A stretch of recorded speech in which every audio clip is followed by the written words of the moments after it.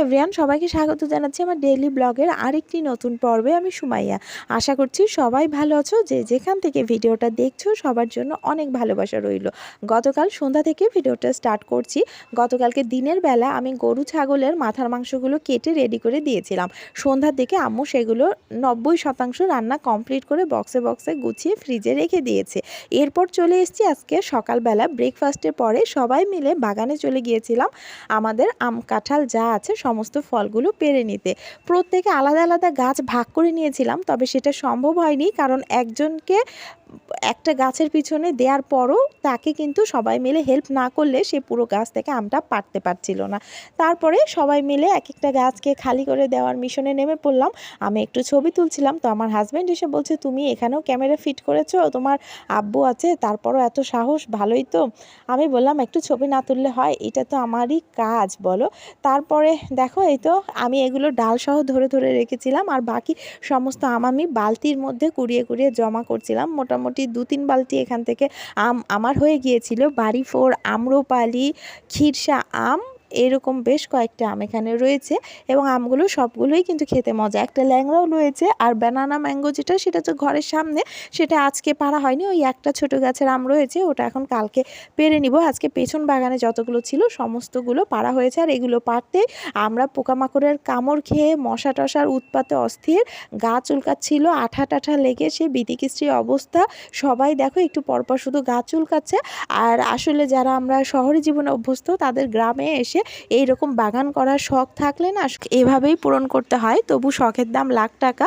যখন শখ হয়েছে বাগান করব, নিজে হাতে গাছ লাগিয়ে ফল খাবো, তখন যত কষ্টই হোক নিজে হাতে গাছও লাগাবো, পরিচর্যাও করব, ফল যেটুকু পাওয়া যায় তাতেই আমরা খুশি। কারণ কিনে খাওয়া ফলে কত রকম মেডিসিন থাকে, এই কারণে আজকাল তো কিনে খেতেই ভয় লাগে। আর এটা তো সম্পূর্ণ অর্গানিক, আমরা সেইভাবে কোনো রাসায়নিক কিছুই ব্যবহার করি না। কারণ বাড়ির মধ্যে এই কয়েকটা গাছ, এইটুকু শুধুমাত্র আমরা এই 4-5টা মানুষই তো খাই, এই জন্য এখানে কোনো বাণিজ্যিক চিন্তাভাবনা কাজ করে না।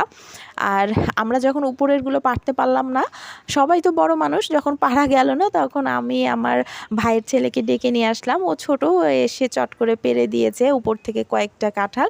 আর এই দিক থেকে ছাদে ওঠা তেমন কোনো সিঁড়ি নেই, আর সামনের দিকে বাড়িটার কিছু অংশ তো টিনের। এই অঞ্চলে বেশিরভাগ ঘর আগে টিনেরই ছিল, কারণ বন্যা কবলিত এলাকা তো, বেশিরভাগ সময় বন্যার পানিতে ডুবে থাকতো, তখন টিনের ঘরগুলো সমেত বড় বড় নৌকাতে উঠিয়ে নেওয়া হতো। এখন দিন বদলেছে, বাড়িঘর পাকা করা হচ্ছে, দেখা যাক ভবিষ্যতে কয়তলা বিল্ডিং হয়ে উঠবে এই সব অঞ্চলে। দেখার জন্য যদি বেঁচে থাকি ইনশাল্লাহ তোমাদের সাথেও শেয়ার করব। আর আমরা ভীষণ ক্লান্ত হয়ে গিয়েছিলাম। আম্মু দেখি ঠান্ডা ঠান্ডা ফালুদা রেডি করেছে, আর আমার চাচি সে আমাদের জন্য ভাপা পিঠা বানিয়ে দিয়ে গেছে। শীত হোক বা গরম, গ্রামে আসলে পিঠা তো খেতেই হবে। আর আমার মেয়ে ভীষণ পছন্দ করে বলে কাকি প্রতি বছরই যখনই আসি, যতবার আসি না কেন বছরে, উনি পিঠা করে খাওয়াবেন আমাদেরকে। এটা ওনার আসলে মনের শান্তি।